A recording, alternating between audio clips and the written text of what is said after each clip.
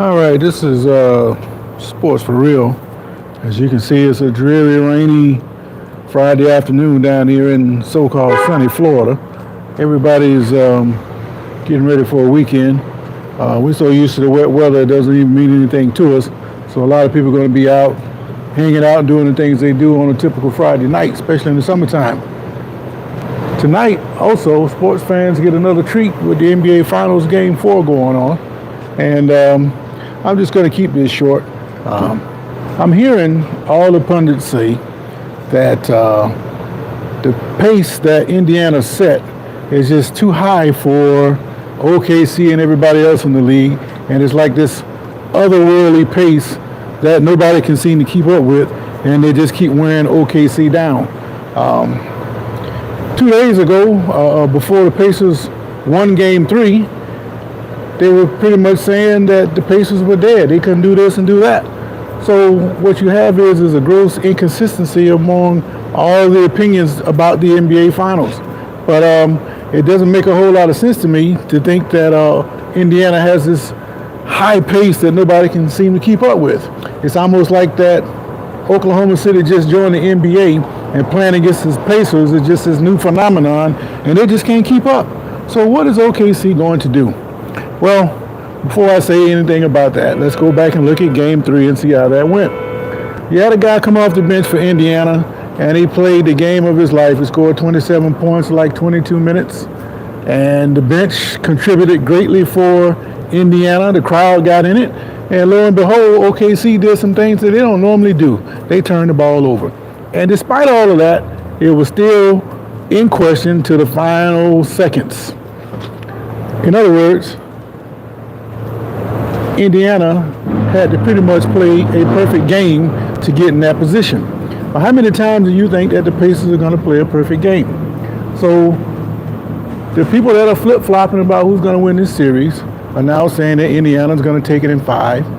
And whoever wins the game tonight is going to win the series because there's no way that OKC can win 3 straight against the Pacers, and so on and so forth. Well, I disagree with a lot of that. I think OKC can win 3 straight games against the Pacers, and I think they're going to win tonight. Now, you talked about how Gilgeous-Alexander was controlled, and they put this marvelous defense on him, and he just was stifled because of the pace. Well, I expect them to score anywhere from 35 to 40 tonight to show you that this so-called pace that the Pacers have just don't quite exist. And if the Pacers are to win this game, they're going to have another near-flawless, perfect performance in order to get by an OKC team.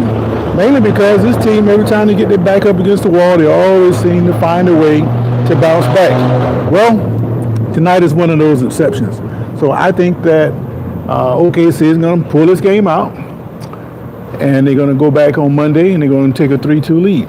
Now, if Indiana miraculously takes a 3-1 lead, this is going 7 games. And guess what? OKC is going to win it. Now, if you got a different take, you let me know. Ryan Clifton, how you doing, man? I haven't seen you in a while. I think OKC wins tonight, and I think they win the series. Jim H says, come out of your trailer, let's throw hands. Well, if you say, we can throw hands on this microphone, but the rest of that crap I don't have time for. I'm asking, will the Pacers win tonight? And so far, most of you are saying that they will. Well, they have the home crowd behind them, and they have all the momentum. But at the same time, their head is going to be gassed up. So I don't know if they're going to be able to get down the court with such a big head tonight. So that's just the way I see it. And it's going to be a very interesting performance. Kind of like what you saw with hockey last night. Everybody started counting Edmonton out because they had lost 2 straight. Well, they were down 3-0, and it looked like Edmonton was about to get run off. But I guess they look at themselves and say, look here, man, we didn't come here this far just to get beat like this. Then they ran off 3 straight, actually 4 straight, go up 4-3. And Florida scored that late goal to send it in overtime, yet to have Edmonton come back and win the game in overtime. So they've had 4 games, and 3 of them have gone to overtime. And you can flip a coin as who's going to win that series. But right now, the team with the most heart that I see is Edmonton. And I think they kind of match what I see from OKC. You can adjust, and you can do everything you need to do to keep yourself competitive. But in the end, I think that this team just can't be denied. I mean, somebody gets hurt, and that might be something different. But let's hope that does not happen. But I just wanted to come on and say a few things about how some of the people are saying that OKC all of a sudden they can't keep up with the pace of Indiana, as if Indiana's got this NBA pace and OKC's been plodding along at a slow collegiate pace. It just doesn't make sense, a lot of the things that these people are saying. And I think they're going to be proven wrong tonight. But Indiana's going to make it interesting for a while. But if they fall behind again, there ain't going to be no more fourth quarter comebacks. I think that's over with now. There's no more tomorrow. And you know, when there's no more tomorrow, OKC usually rises to the challenge. And I expect to see that tonight. So what say you?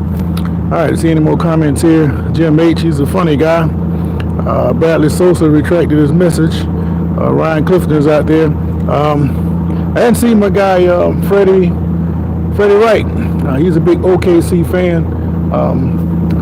Met him a couple weeks ago when this guy from Minnesota talking about they were going to win the Western Conference in 5 games. But after they started losing, after they lost the second game, I didn't hear from him no more. And I'm kind of disappointed in that. If you guys got something to say, stand by what you say. Don't, if I'm wrong, I'm wrong. I tell you I'm wrong. But most of the time, I'm going to be right. So I don't have to tuck my tail and run when I am wrong. So I'm happy about that. But anyway, it should be a good game tonight. I think it starts like 8:30. Very pivotal game in the series. I think whoever wins this game probably will win the series.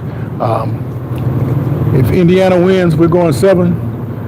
And OKC wins tonight, they're going to win game 5 and 6 and close out in 6 games. That's just my opinion on that. So it should be interesting. Meanwhile, I'm going to try to dodge these raindrops. I'm going to go find me a warm spot to get out of this rain, man, and check this game out tonight. So unless there's some breaking news, I'll catch you guys at another time, sometime this weekend. So have a great Father's Day if I don't talk to you before then. So have a great weekend. I'm out.